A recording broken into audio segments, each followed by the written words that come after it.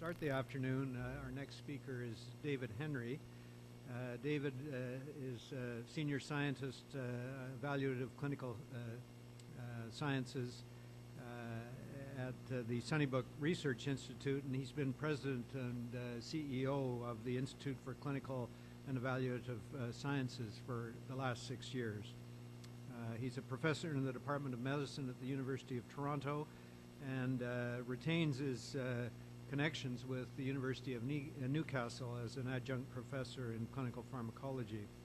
He's the director of the World Health Organization Collaborating Center on Training in Pharmacoeconomics and Rational Drug Use of the University of Newcastle as well. His research activities focus on patterns of access to medicines, drug pricing issues, and the portrayal of illness and treatment by the media. David's topic this afternoon is using big data to estimate benefits and harms of healthcare interventions. David, Henry?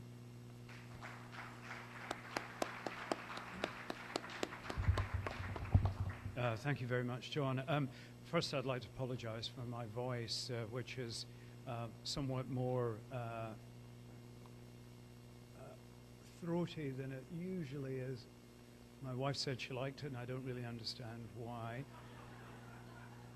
My connection with David Sackett and his colleagues at McMaster is through the aforementioned Newcastle Medical School, University of Newcastle in Australia. And I mean, the highest tribute we can pay is that the University of Newcastle Medical School was modeled lock, stock, and barrel on the McMaster Medical School, complete with problem-based learning, freedom from courses, formative assessment, and a foundation discipline of clinical epidemiology. So there could be no greater tribute than to dedicate the entire medical school for it. In view of that, I decided to rent a suit for this weekend, this meeting. It cost me $20, and Andy said it's quite nice. It was for you, Dave, and I've got to admit, just a slight disappointment that you didn't reciprocate. So big data. If you think about big data, you probably think about this. This is the National Security Agency. This is a new facility in Utah, and this is really, really big. These are semi-trailers, and this entire building apparently is memory, it's storage. Electronic storage, and this is the sort of material that they access and capture. And big data in this case is defined by volume, velocity, and variability. What they do with it, of course, is something else, but the activities out this end are no surprise to us that have been around in the last few years. What, in a big data sense, the volume is enormous, and the velocity with which this data comes is very high. It's also very variable, as you can see. What they claim is a data capacity in the zettabyte range. I had absolutely no idea what a zettabyte was, despite the name of my chair at the University of Toronto. So I thought I'd introduce you to zettabytes. Many people in the audience will have several terabytes in their home, so there's nothing exotic about a terabyte, and the going market value is about $100. At ISIS, which I'm going to talk a little bit about, which is a data steward for Ontario, we're probably going to have requirements in the petabyte range within the next few years, and that was news to me. And that means the storage itself is about $100,000, still not very much money when you consider it. Zettabytes, however, is something completely different, and at the going market rate, that facility, the storage alone, should be $100 billion. It's hard to believe they really paid for that. It's a significant proportion of the GDP of Ontario. The legendary yottabyte, if anybody ever builds a yottabyte center, I think that is actually more than the GDP of the planet at the moment. So it's a lot. Now, when we think about it in health, in terms of big data, I think we think about the human genome, and this is the first publication from ENCODE in Nature last year. What I think is interesting in a number of ways, but the thing I want to highlight here is that no matter how that looks, that is not DNA. That's the authors' names turned on their side. There are so many authors on these papers. I don't know what being an author in this world means. But one of the things that we'll pick up on is that they really do work in networks. the people who are working in genomic analysis. And I think I'm going to draw that analogy in a minute or two to talk about networks of data centers. Bob Temple, I think, mentioned Mini-Sentinel yesterday, and I want to draw on that a little bit and show you a little bit about the Canadian equivalent.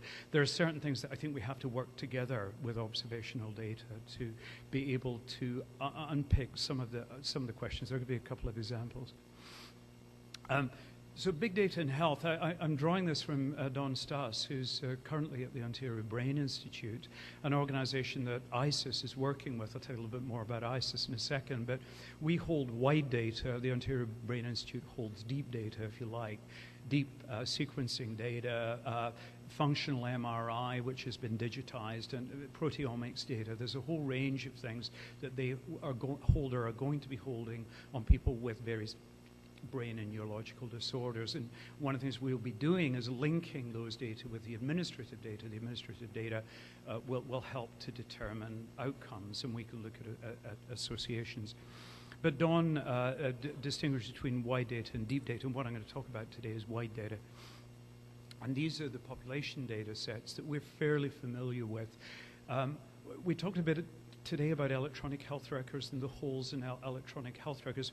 We hold, at ISIS, we hold electronic health records from about 350,000 people. And they are full of holes. Anne made that point earlier on, but we link, and she's involved in some of this, we do link the electronic health records to the administrative data, and that produces a more powerful data set. It does fill in some of the holes. A lot of missing data in electronic health records, but if you've got a comprehensive health coverage, you don't have so many missing data. If the patient doesn't turn up at the family doc for that consultation or is involved in an accident, they're going to reappear somewhere in the system because they can't really get care, that sort of care, outside of the system. So administrative data, although they're very thin, they are very comprehensive, and not many are missing. These are some of the characteristics which I think define the changes. Obviously, these data we hold are all linked at the individual level. They're de-identified. The encryption processes have improved. The speed of this has improved.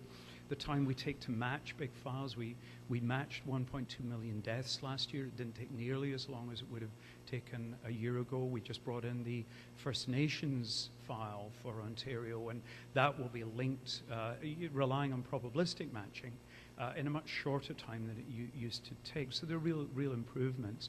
There's also been significant improvements in the analysis of these big data sets. Here's a pictorial for ISIS as a representative organization. Now, ISIS set up as a non-profit corporation. I had the privilege of being the CEO for 6 years. It is set up as a non-profit corporation with an independent private sector board. And it receives data and receives some funding from the ministry. It also receives data from many other data partners. Because its mandate is to gather, link, and make research ready the data sets. That includes validation, going back to chart reviews and so on, thousands of chart reviews to validate certain things. It's got a mandate to make the data research ready. Other organizations, that governments or other agencies that hold data like this, typically in trust, don't have that mandate, so you can't expect the comprehensive nature of the data and the dedication to make it research ready. Therefore, access times tend to be a lot longer in other provinces and jurisdictions. Here, generally, you may not feel like it, but you can get access pretty quickly. So from the left, we've got providers and facilities, the usual units, a physician's hospital, complex care, organized long-term care. And then we have services. We have some real-time data collection at ISIS, health services. I won't read through these, they're fairly obvious. We then have people that are receiving those services. Everybody is GIS coded, so we know exactly, we can't follow exactly where they are at any one time, but we know where they live. And we have the general population and census information. We have death registry. That's fairly recently that we got. We used to do it from people no longer having eligibility for services because they died, but now we actually have a record of death and cause of death linked for everyone who has died back to 1992. We have special collections. Again, I won't read through all of these. You can see them. Don Redelmeyer, he was here yesterday. I haven't seen him today, talking about the exposure time series analyses that he's been doing with ISIS data. One of the seminal works that he does was a linkage of cell phone records with road traffic accident and emergency room presentations, and that was probably the first study to show a link between the use of cell phones, because they actually look at the timing of the call in relation to the accident. We're prescribed entities, so we're able to receive those data under Ontario law. There are primary collected data, there may be randomized trials, there may be surveys that are kind of nested, as it were, within these big data sets. And then there are specialized, they're not registries as such, but there's specialized collections where we've sent people out into the field to do chart reviews to validate that these people with this combination of codes, diagnostic and, say, drug use codes, really do have diabetes, and to create ROC curves for each of these collections. So it's a pretty comprehensive data collection, and from that a project data set is created for each project. Now, if you take this as an archetypal form of data, we're a data steward to enable research. I think we have, I think by international standards, pretty good data in Ontario. The question then is using the data and what the uses are.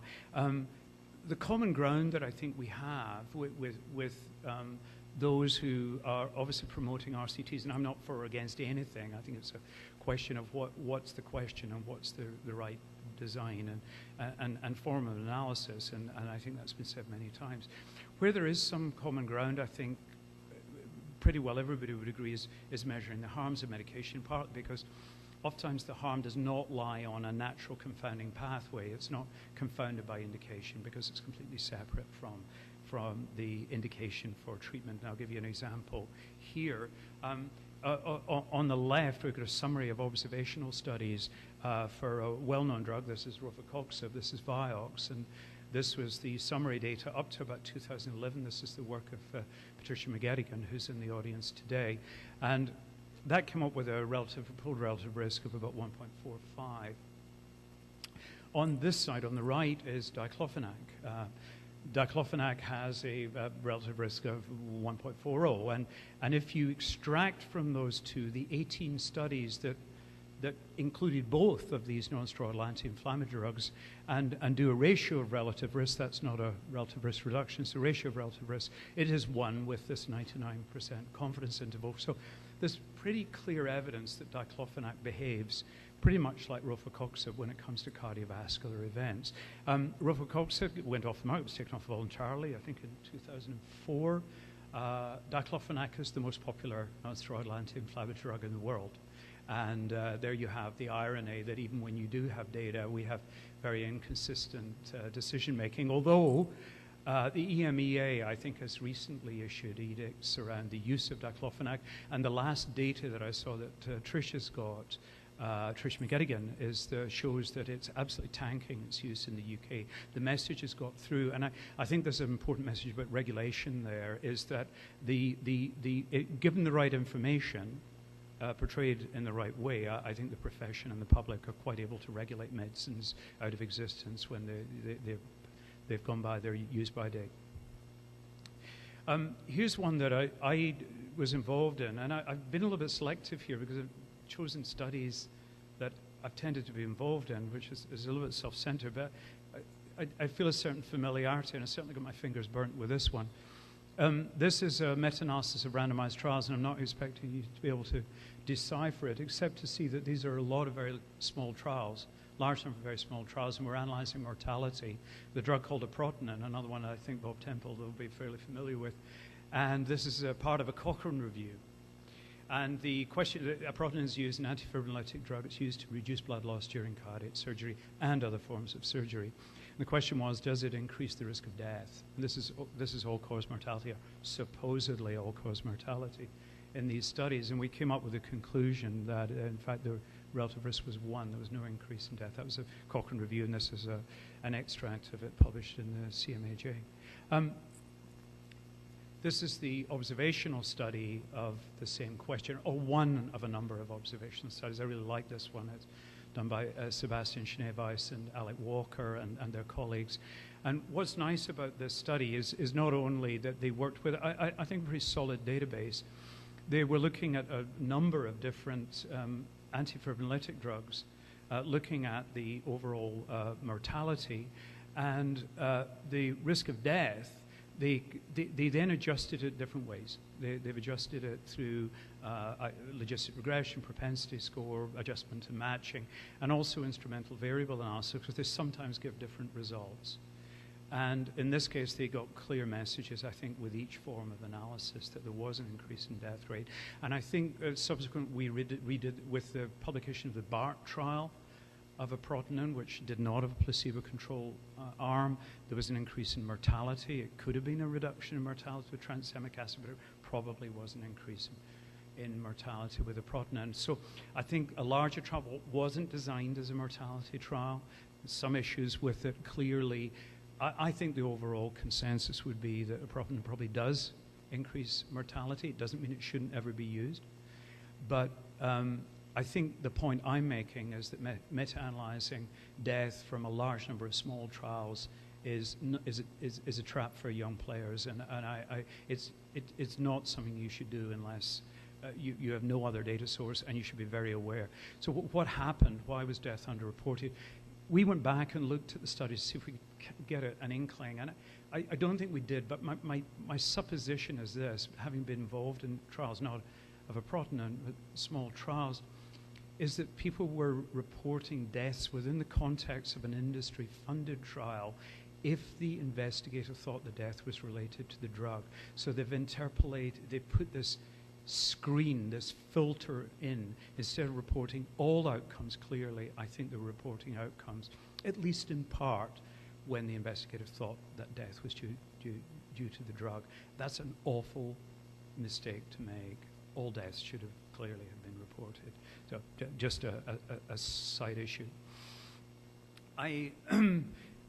This, I think, is part of the way of the future. This is the Canadian equivalent of Mini-Sentinel that Bob Temple mentioned. It's different in some respects. It's a team grant with investigators from 7 provinces. They're listed there. Additionally, I'm a part of an executive, Sami Suiza from McGill, who a number of you will know well, is the principal lead. I'm co-lead of that. And this network also purchases data from the GPRD in the United Kingdom and also from USA, from MarketScan. We think the insured population is about 44 million in total, but obviously they're not all drug users. From that has drawn the cohorts that we're interested in. I won't read through the rest of it. We aim to turn around a study in 4 to 8 months. In practice, quite a few of them have taken longer, generally because of data access problems. But this is a network. This is where all the data centers are working together. And some of the aspects of this that I think are quality control measures are really important. We use standardized protocols. They're all agreed in advance. There's a scientific protocol, there's an analytical protocol. That analytical protocol is shared.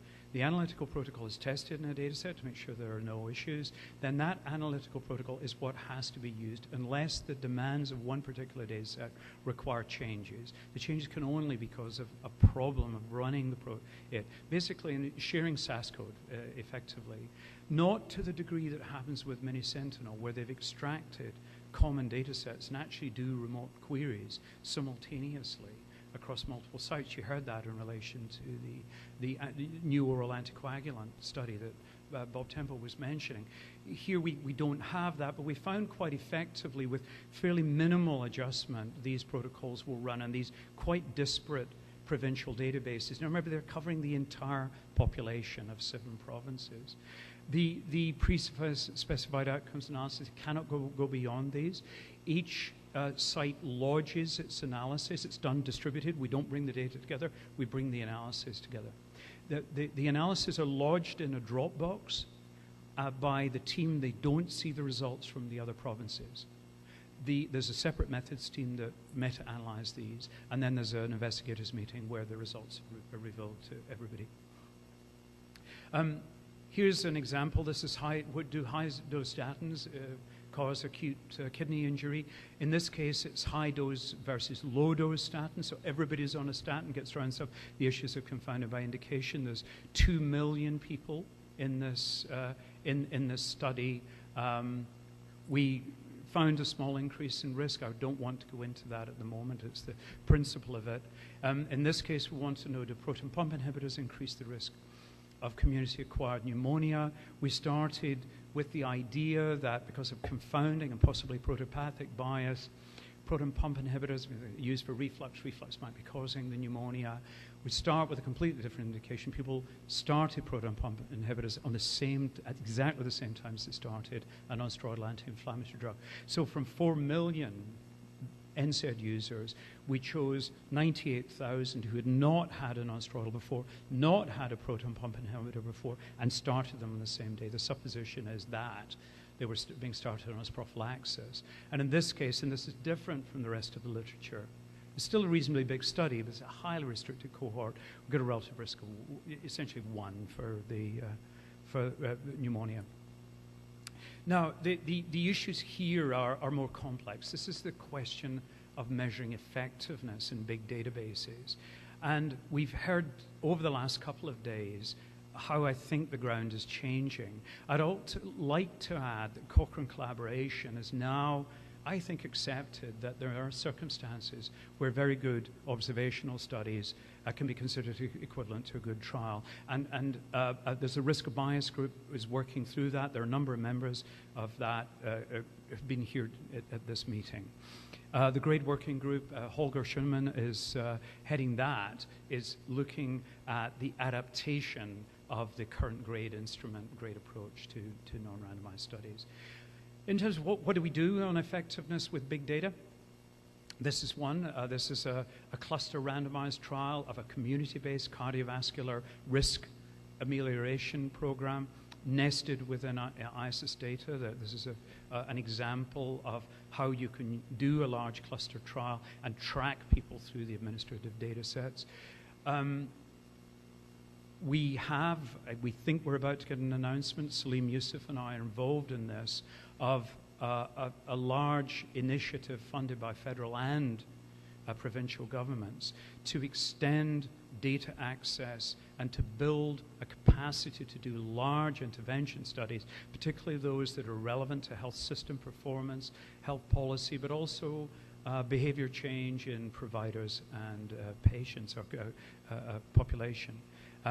And as part of this data platform, the ISIS data sets are going to be essentially available in highly de-identified form, much more so than they've been in the past, and will be used to track individuals, these studies. Here are some of the entities that are involved in this, including PHRI and ISIS, which for the first time are actually going to be working together, which I think, to me, is personally very exciting. But there are a number of other very good groups there. I lost my ability.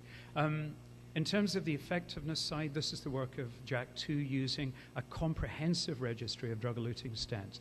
You couldn't get a drug-eluting stent in Ontario at the time without registering in the registry, and then using a tight propensity matched analysis to compare the performance of drug-eluting stents with bare metal stents.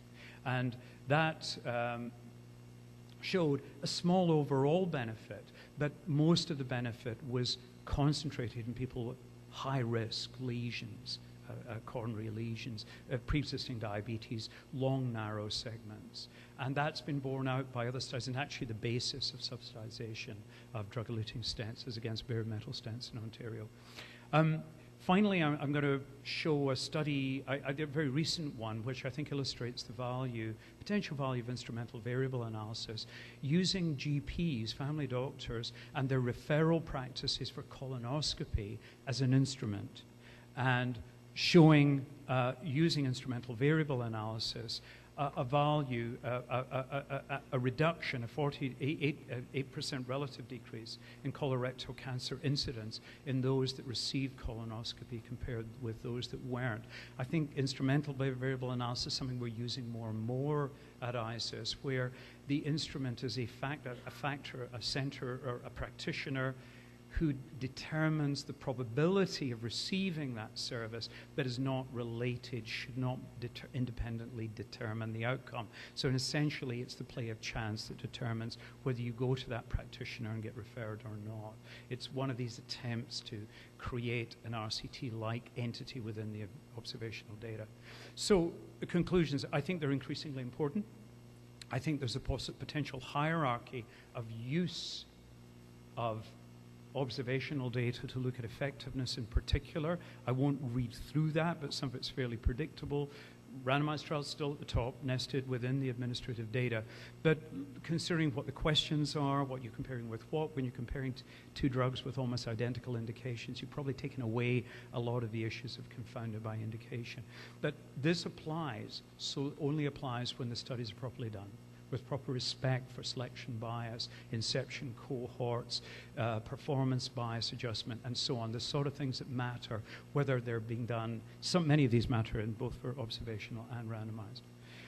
What I want to finish on, though, is one almost quasi-political issue, and that is that when we're thinking about the use of big data sets and looking at new treatments, we need to reflect for a minute on the fact that the biggest revolution in health that probably, I don't know, humankind has experienced within the last few centuries, certainly in peacetime, has actually occurred in the last 30 or 40 years. And we probably don't recognize enough what it is.